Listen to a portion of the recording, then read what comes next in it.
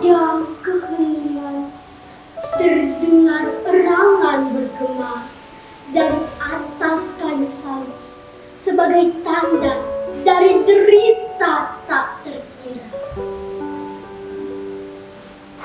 Penderitaan yang harus dipikul oleh tubuh yang terpaku demi menanggung apa yang tidak dilakukannya.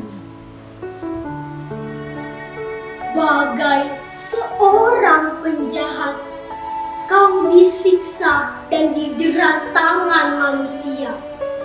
Kau diolok dan dihina. Kepalamu disematkan mahkota duri. Bilur-bilur lukamu adalah cemeti dosa manusia. Tetes darahmu adalah cambuk kemunafikan yang kami banggakan. Tubuhmu yang kudus, suci, rela kau rentangkan di kayu salib. Tetes demi tetes darah mulai mengalir. Di satu tempat, dua tempat, tiga tempat, dan akhirnya di sekujur tubuh. Tetesan darah yang memilukan. Kau rela melupakan darahmu yang suci di atas bukit Golgota. Teriakan akhir,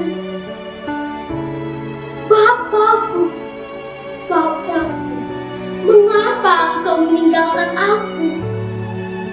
Mengiringi kematian. Kematian sebagai karya yang penuh kesakitan tak terhingga.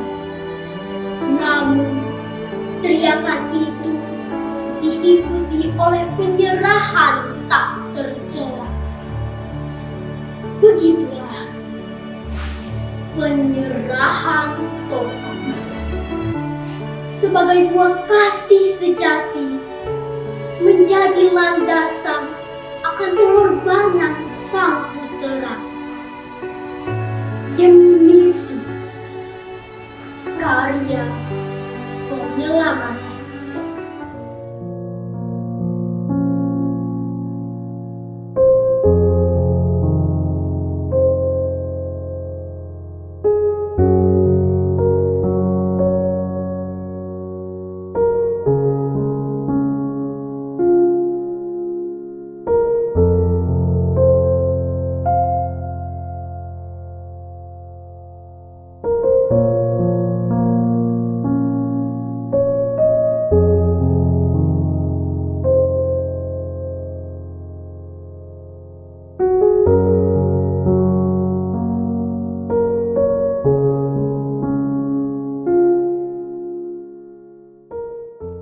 Anak-anak yang terkasih, Jumat Agung merupakan peringatan wafat Yesus Kristus di kayu salib setelah diadili. Setelah mengalami berbagai penyiksaan dan penderitaan, akhirnya Yesus meninggal di bukit Golgota di atas kayu salib. Penciuman salib yang dilakukan pada saat Jumat Agung ini mengungkapkan suatu ekspresi syukur dan kasih kepada Yesus yang telah terlebih dahulu mengasihi umatnya. Penderitaan yang Yesus alami ini sungguh amat berat. Sebagai anak-anak Allah, kita juga seringkali merasakan penderitaan.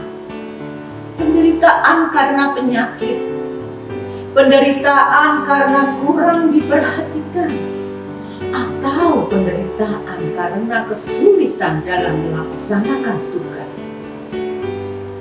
Mungkin dalam situasi itu kita sering bertanya-tanya, Tuhan, di manakah Engkau? Mengapa Engkau meninggalkan aku? Nah, anak-anak, persis yang dikatakan Yesus ketika dipaku di kayu salib. "Allahku, Allahku, mengapa Engkau meninggalkan aku?" Lalu kata Yesus selanjutnya apa? Ia berkata dengan penuh kepasrahan, "Ke dalam tangan-Mu kuserahkan nyawaku." Kata-kata Yesus itu membuka hati kita bahwa dalam penderitaan dan kesengsaraan masih ada harapan. Ketika kita mengalami sengsara, ketika harapan seakan menghilang, ketika iman mulai pudar, ketika cinta mulai layu, kita ingat kepada Yesus dan berkata, "Tuhan Yesus, kuserahkan diriku ke dalam tangan-Mu." Anak-anak yang terkasih, Yesus mengajarkan kepada kita bahwa penderitaan kita sungguh-sungguh tidak berarti jika kita tidak mampu menerimanya dengan sadar dan bebas. Penderitaan itu punya arti apabila kita mampu menghadapinya seperti yang dilakukan oleh Yesus jika kita menerimanya bersama dengan Yesus. Kisah sengsara bukan sekedar cerita. Kisah sengsara memberi pelajaran bagi kita. Orang yang berpasrah kepada Allah akan memperoleh kehidupan abadi, seperti Yesus bangkit dari kematian. Kisah sengsara bukan untuk menimbulkan perasaan sedih, tetapi untuk membuat kita makin menyadari bahwa Allah menyertai kita. Kisah sengsara ingin menunjukkan bahwa Allah selalu bersama kita. Allah tidak akan meninggalkan kita sendirian. Gusti boten sare. Tuhan tidak tidur. Inilah kabar baik bagi kita semua. Untuk itu, Ibu mengajak anak-anak semua untuk siap menghadapi segala kesulitan ataupun penderitaan bersama. Apapun situasi hidup kita, sesulit apapun tantangan yang kita hadapi, kita patut percaya bahwa Tuhan selalu memiliki kehendak baik dalam diri kita.